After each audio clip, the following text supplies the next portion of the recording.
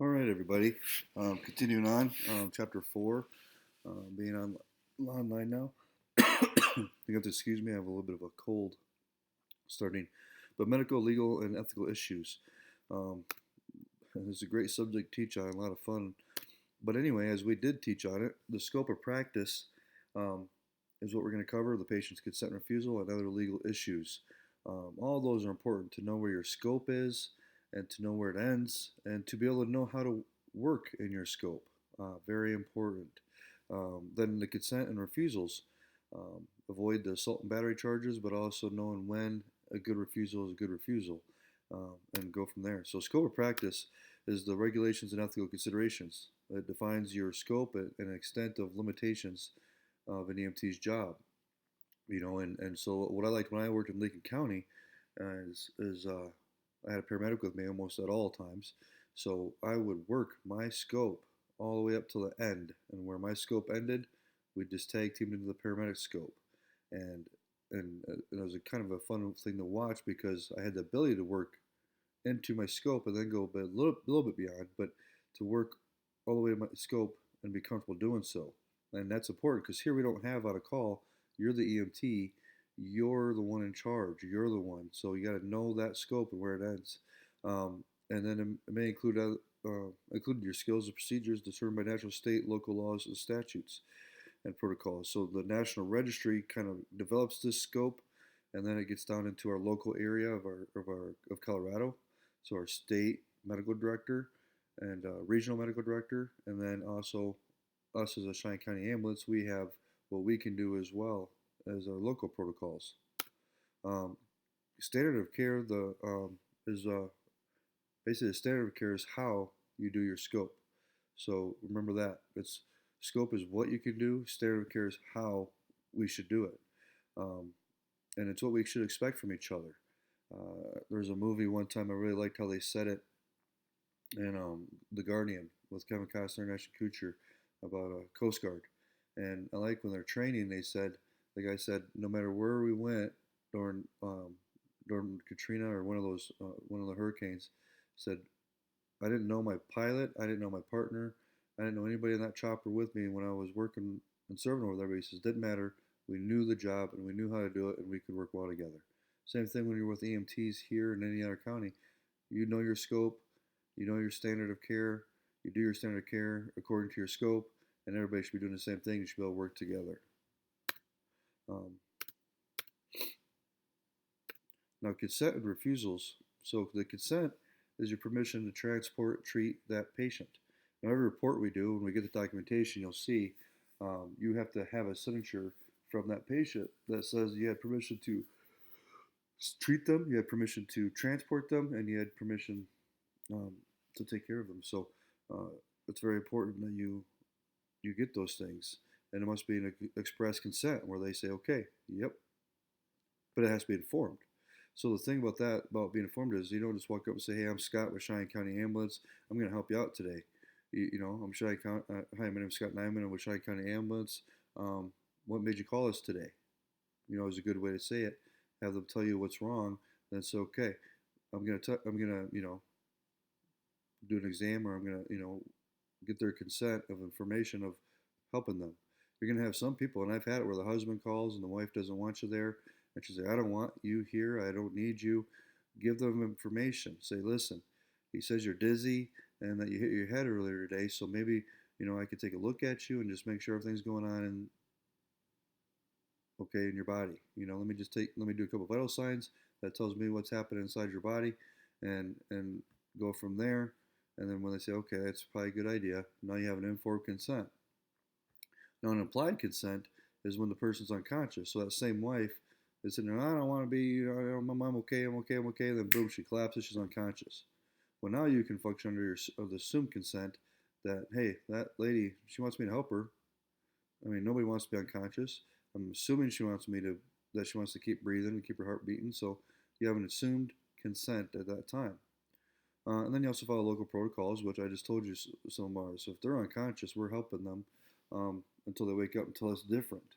But the important is that we just do everything we can to inform the patient that they know exactly what we're going to be doing, exactly why we're doing it, so they can give us an implied consent, or an informed consent. I'm sorry, and go from there.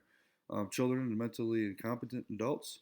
So basically, anybody under 18 doesn't give you permission to take care of them, and they don't have the ability to refuse care either. So it's an interesting line there when there's no adults around, but usually they do follow. So minors are not legally permitted to provide consent or refusal treatment. So we got to obtain that from the parent or a legal guardian. So if they're at school, we got the principal, we got the teachers. If they're at home, we got the parents. If they're at a daycare center, they're under that daycare umbrella. So just having a sister or brother that's actually over 18 and they're not. But some exemptions of this is what we talked about in class quite a bit is the in loco parentis. And so that's a little bit of a different ball game. If you go up to a kid and he's unconscious in the street, obviously you're going to help them until a parent says otherwise. But the main thing is that there's lines that you follow, and if it's a life-threatening matter, which we're going to get to in a minute, you're going to help that kid. Emancipated minors, the kids that go to the court and they are now a legal adult, they obviously are they're part of the exceptions.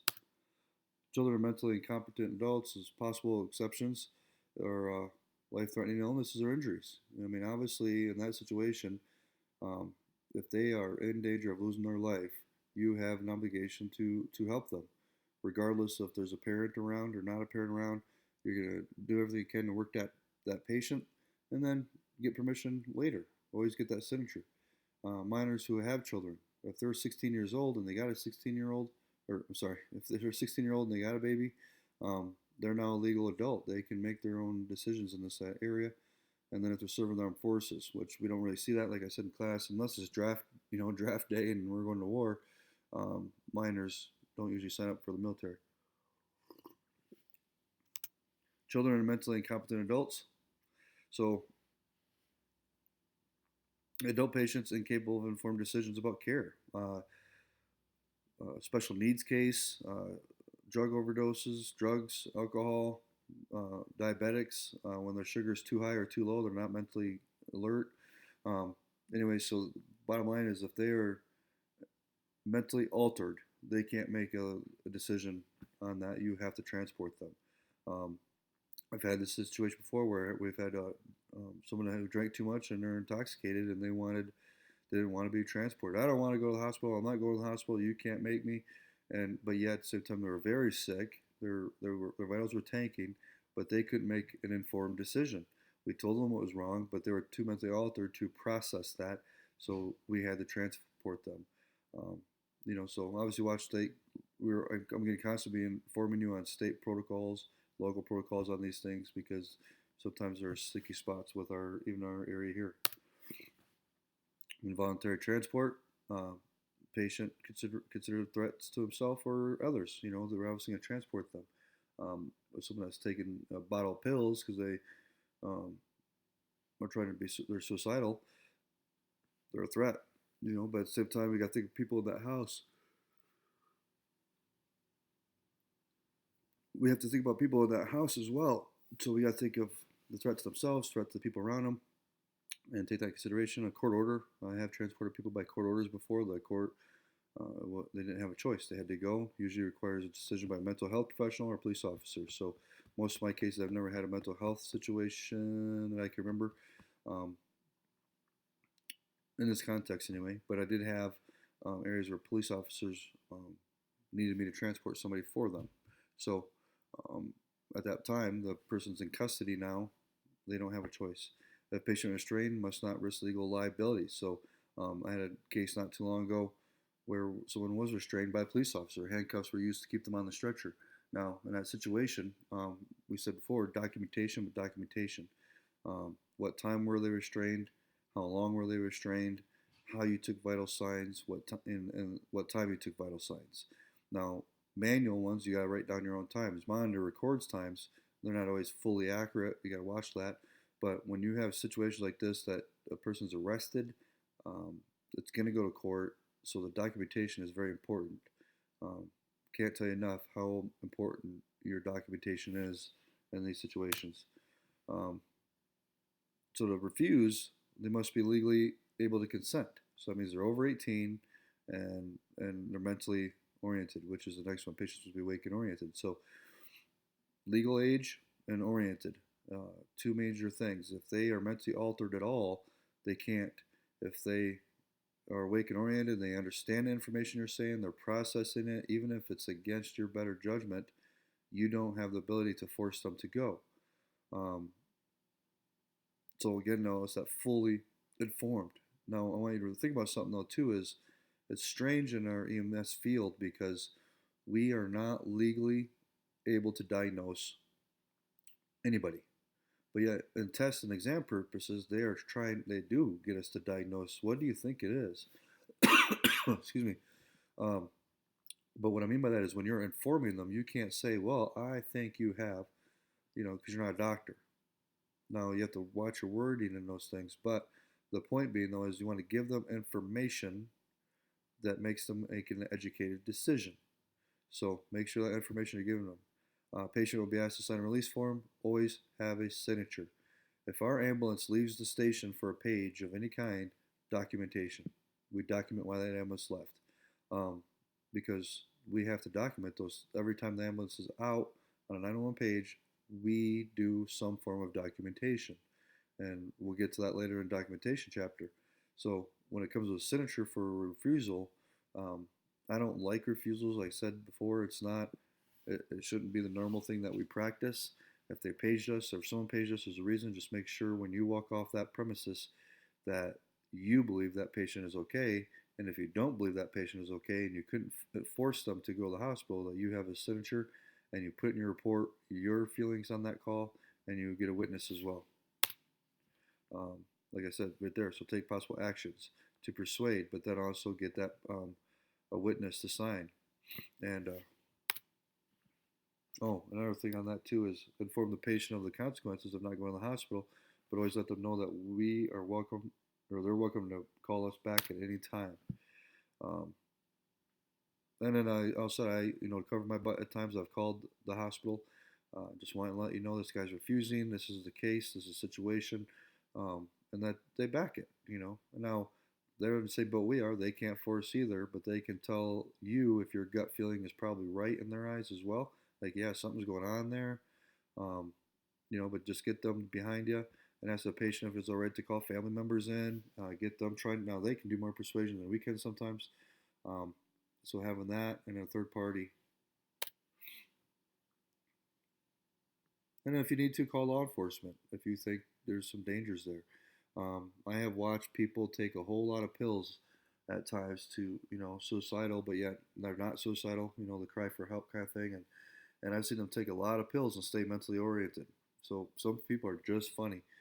Get law enforcement involved in some of those situations. What are the risks of beginning treatment and transport without getting consent? We've already said that. Assault and battery. And if you refuse, it's abandonment.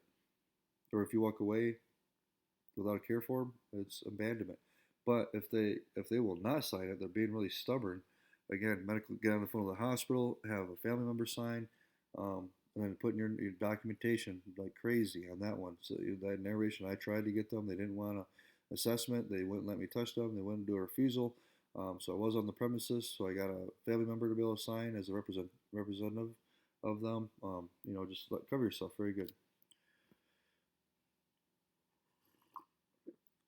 As we said, there has been cases I've actually seen and heard about that were assault and battery charges for touching the patient without proper consents. Have witnesses to refuse and inform the patient that if they change their mind, they call you back. Always end with that. Hey, anything goes on later, if anything changes at all, and I'm looking at the patient and anybody in the room, you can call us back at any time. If possible, have a friend or relative remain with the patient. Excuse me again. Another thing on that though, I have had people refusing transport, but I have been able to convince them that they're sick. Not convince them like I'm lying to them, but proof. The information came out. They're like, man, yeah, it doesn't sound good, but I'm not interested in going to the hospital. It's a big bill. I don't have. I says, listen, and I'll say this to them at times. You don't have to go with us if you really don't want transport, but I need you to go by personal car if you will. Will you do that? Will you go by personal car if we have someone drive you? And their friend or family will drive them to the hospital, and I'll actually call the hospital myself and let them know so and so Billy Bob is coming by personal vehicle. This is what we found on scene. If you have any questions, call us back, and also make sure that the patient got there by calling the hospital later or even following them in the ambulance. Rare cases, I had a person actually having a stroke in the process of a stroke. Would not go by the ambulance, so a personal vehicle did take them. They were here in Shinewell, so it wasn't very far, but I followed in case anything went south. That's a rare occasion. I don't like doing it, didn't like doing it, but I had the documentation to back myself, and the hospital knew they were coming.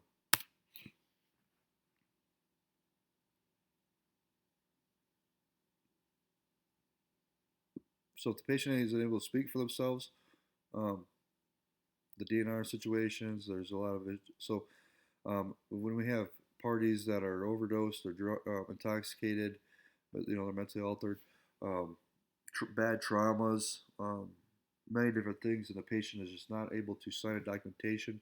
I have a family representative.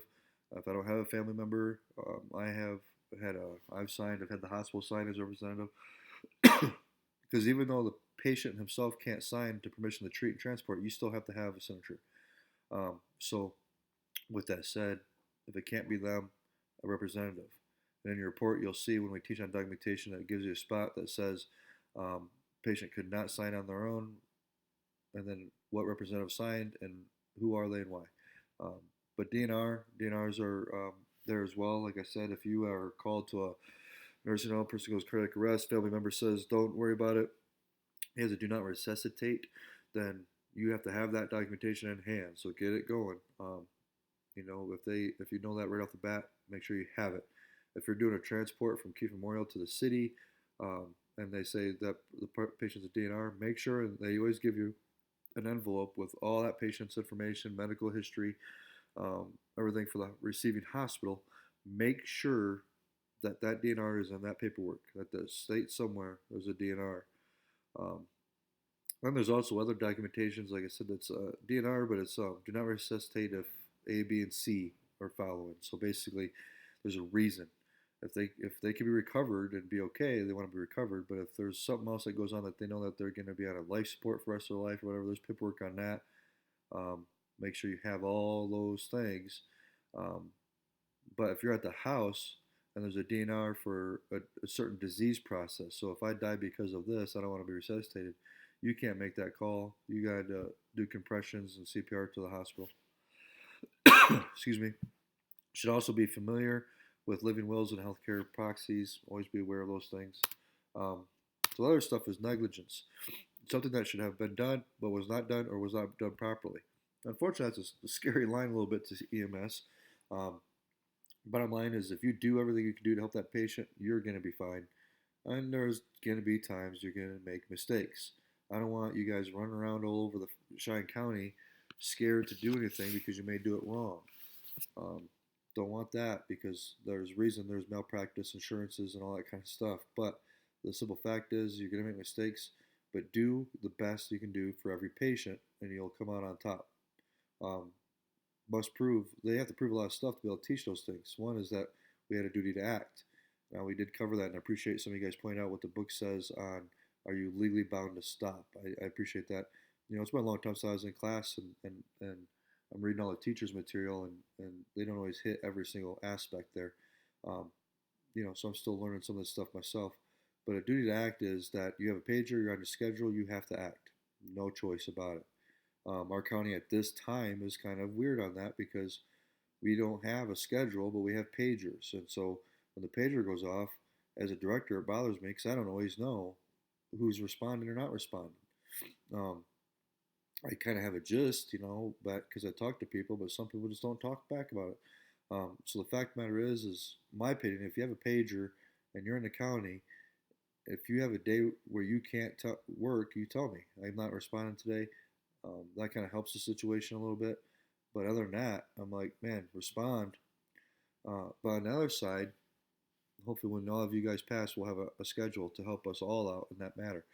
But basically, if you have a pager not a schedule by the director, you have a duty to act.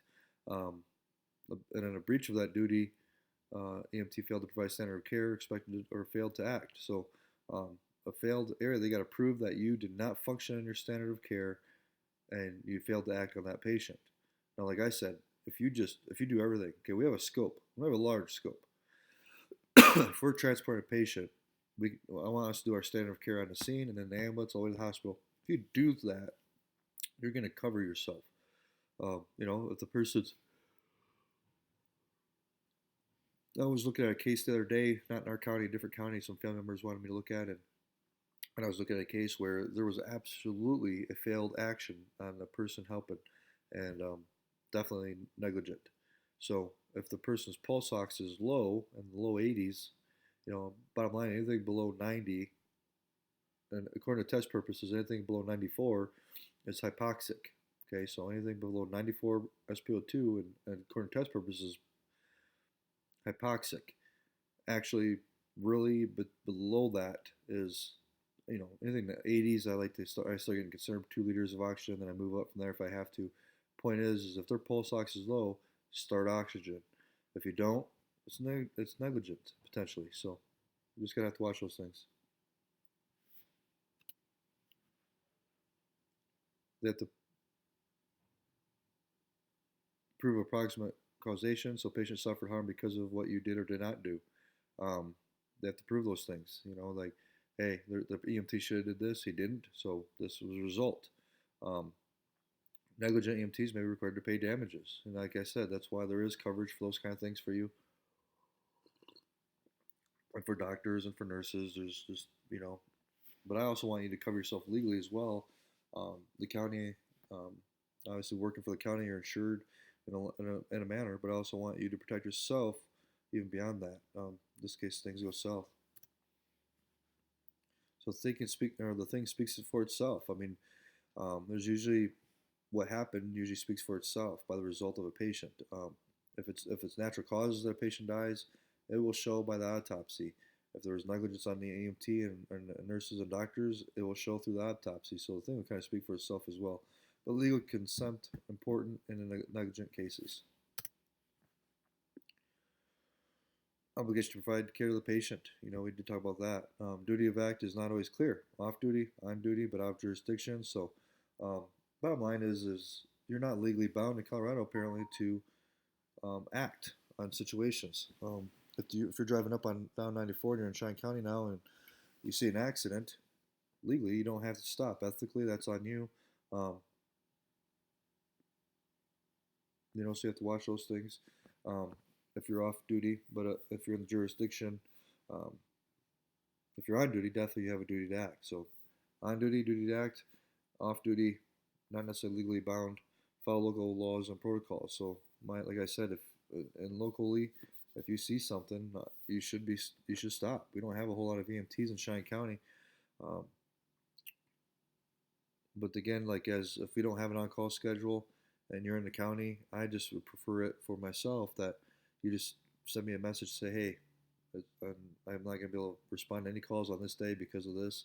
I don't even know your personal stuff, but just if I know you're not, I know how to make sure to cover the county, and then because as a county ambulance, if all EMTs leave at the same time and nobody knows it, and there's something that happens, um, there is consequences to that. So anyway, off duty, you're not legally bound. On duty, but out of jurisdiction.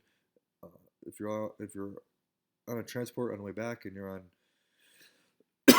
if you're in Prowers County still and you see an accident with the ambulance, you stop um, as well until other help gets there. I do want to point out too that if you are on your in your personal vehicle, you're not on duty, and you show up to something just because you saw it happen, you fall under the Good Samaritan protection. So now you're under Good Samaritan law, but you can't function as an EMT. You just do the best you can until other help gets there, and follow your own gut. So once care is initiated, it may not be discontinued until transferred to the medical personnel of equal or greater training. So anytime you are on scene with that patient, you cannot leave that patient until you leave him in the hands of someone equal or higher. So if there's 2 EMTs at the scene, for example, you can say, hey, I got to go to the ambulance to get something. I'll be right back. And you have an EMT there, good. If you don't have an EMT there, you can't leave that patient. You have to equal level or higher. And when you transfer to the hospital, same thing.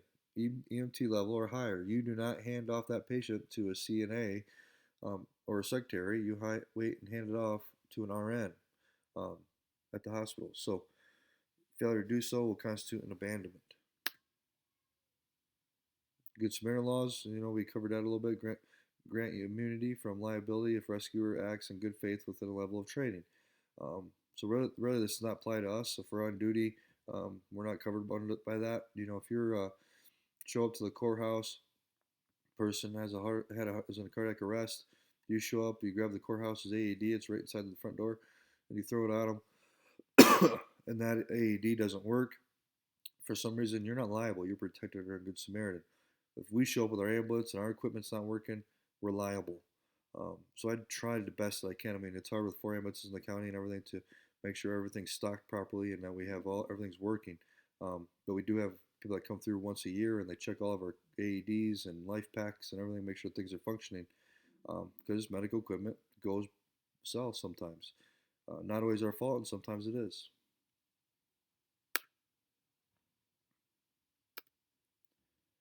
HIPAA and confidentiality. Information of the patient does not leave you unless it's going to a hospital member who's also going to help that patient.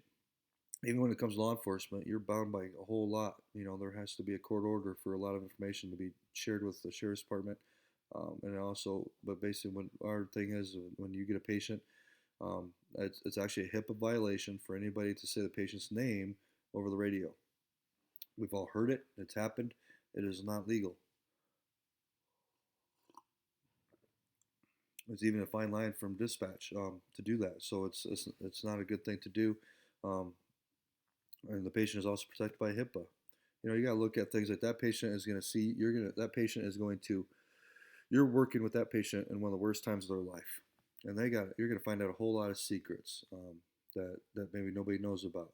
Lifestyle choices that they've made that they don't want anybody to know about, or certain drugs or alcohol, and you find all that out. You can't share that. It's bound between you and that patient unless you share it with the hospital who's also receiving and helping that patient. When you share cases like, yeah, I was at a rollover a month ago and man, this happened, it was intense. That's not necessarily a breach of HIPAA unless you say who it is and get the personal information out there. In our county, obviously, everybody knows everybody and everything going on, so it's a harder thing, but you can't be the one to break that HIPAA. You're in line at the grocery store and someone says, hey, was that Bob Joe in the car yesterday in that car wreck? You can't answer that, you know. Um, it's a weird deal because everybody knows you and everybody knows everybody, but it doesn't matter if it's a small county or big county, HIPAA is HIPAA. Medical alerts. A lot of people carry these if they're diabetic, epileptic, they have allergies, different heart conditions, as you can see there. Necklace bracelets. I've actually seen some people that have tattoos, medical alert tattoos. Organ donors. Our job is to help the hospital the best that we can with the proper documentation from the parent's house. Make sure it gets from the parent's house to the proper spot. But other than that, we're not, a whole lot with that. Safe haven laws. We don't see this in Shawnee County a whole lot, but people could drop off their babies at the hospital, fire, police, and it's a safe haven. They could drop them off and know that kid will get taken care of properly. And see that more in the city, obviously, but not around here.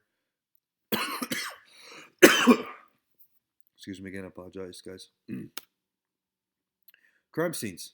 You're going to have this at times. We get to do standbys for raids, DOAs, all that kind of stuff. So the main thing is to understand that when there's a crime scene, that scene is not yours. It's the police officer, sheriff's department, and law enforcement. So when you go in that house, you really got to protect yourself and protect the area. So your first priority is the patient. If it's a DOA, for example, you have to go in and prove that patient's dead. Now, what I mean by that is there has to be obvious signs of death for you to pronounce. And you're not even pronouncing, you're calling the hospital.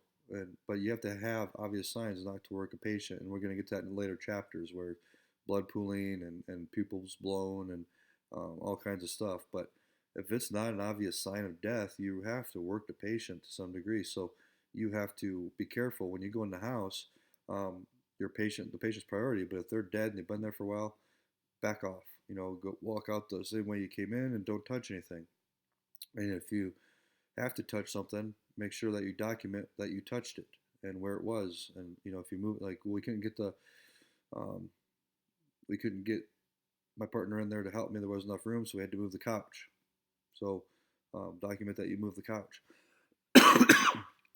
and show police officers where the couch was when you got there, so they can just do their case when you're done. The same thing. So crime scene. So the person was stabbed, and you're able to get in there and you're able to help them and you get them out. So the main thing is we had to move the couch because we had to get the backboard in there and had to carry the patient out. All that kind of stuff. We had to cut the shirt off, but when you cut the shirt off, you have to cut properly so you don't just cut through, cut around a bullet hole, cut around a knife hole, so they can see where that knife went in on the shirt for their investigation purposes. Stuff like that. You always got to be thinking this is evidence now. So obviously do everything you can to help the patient, but do everything you can also help the police department um, with that, and then documentation, everything. Um, know what evidence is. So like not everybody will know. Okay, he was shot.